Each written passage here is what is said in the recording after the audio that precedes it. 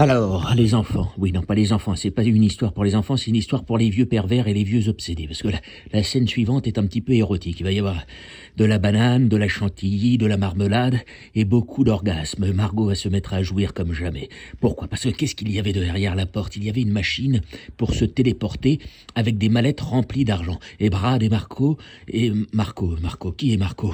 Il y a un Marco qui était caché. Oui, il y avait un Marco qui était caché dans le placard. Marco arrive. Il est habillé en combinaison en latex, un petit peu comme Catwoman. Il commence à griffer Brad, il commence à arracher le bras de la pauvre Margot, il la met par terre et commence à la gifler et à la frapper pour essayer de lui sucer les seins. Mais heureusement, Brad Pitt arrive. Non, c'était pas Brad Pitt, parce qu'on n'a pas eu le budget.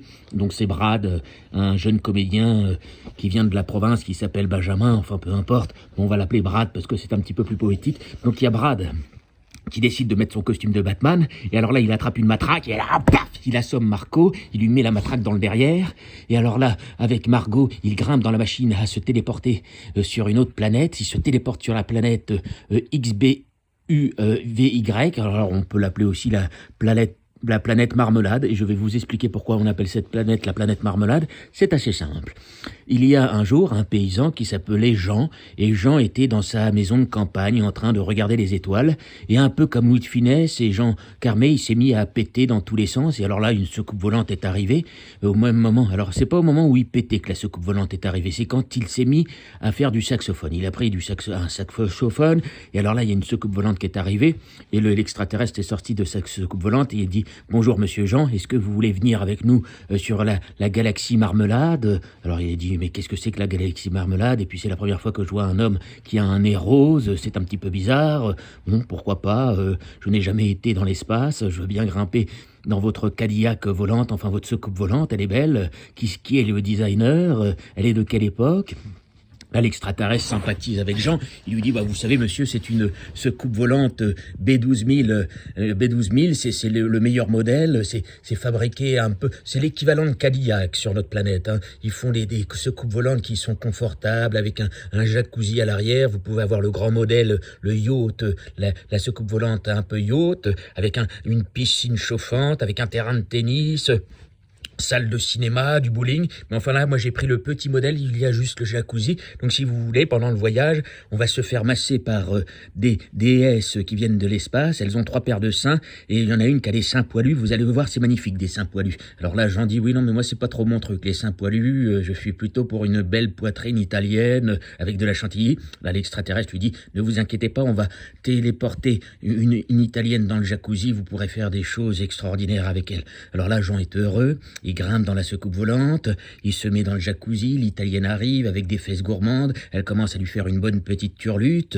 Alors forcément, il se dit: alors si c'est comme ça qu'on voyage dans l'espace, je vais faire plusieurs voyages dans l'espace et j'irai plusieurs fois sur votre planète marmelade. Alors il arrive à la planète marmelade, et alors là, c'est une orgie romaine. Une orgie romaine. Il y a des femmes à poil de partout, alors des créatures avec 3 seins, 3 paires de fesses, un homme avec 3 zigounettes, c'est un petit peu spécial. Il y a un lutin qui est un petit peu bizarre, avec 3 langues, qui est en train de lécher un arbre foufoune. Alors c'est un petit peu bizarre tout ça. Hein, on se demande sur quelle planète et quelle drogue a pris l'auteur. Alors l'auteur n'a pas pris de drogue. Hein, l'auteur vient juste de manger des gâteaux bio.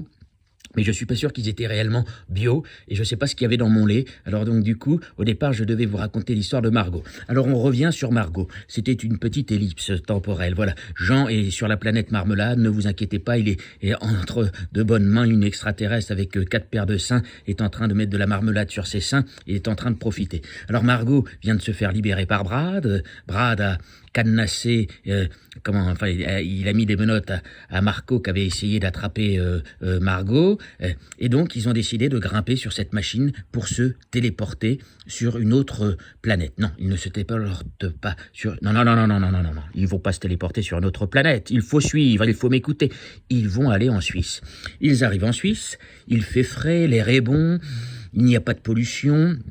Ils savourent du très bon chocolat, ils se font une bonne petite fondue savoyarde, ils vont sous la couette, Margot est heureuse, elle se fait tripoter les seins, les fesses, Brad est chaud, il est gourmand, il lui fait l'amour comme un véritable King Kong, il l'aime comme un véritable James Bond, il lui fait des petits bisous dans le cou, elle est heureuse, et là elle lui dit Brad, j'ai envie que tu me fasses encore l'amour et encore l'amour, j'ai envie de tomber enceinte, d'avoir un gros bidon, et dans 9 mois de pouvoir accoucher, et d'avoir un joli petit Bradoun.